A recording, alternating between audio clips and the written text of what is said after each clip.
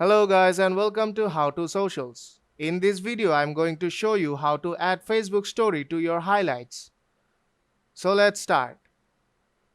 First open the Facebook app. Now go to your profile by tapping on your profile picture just beneath the home button. Now tap on three dots on the right hand side. Now tap on Story Archive. And you'll see all the stories you have posted.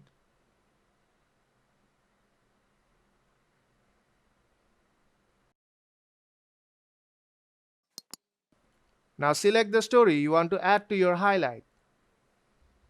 And tap on Highlight from bottom right corner.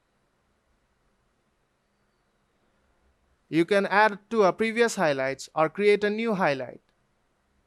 Now tap Save from the bottom of the screen. So if this video helped you out, then don't forget to leave a like and see you in the next tutorial.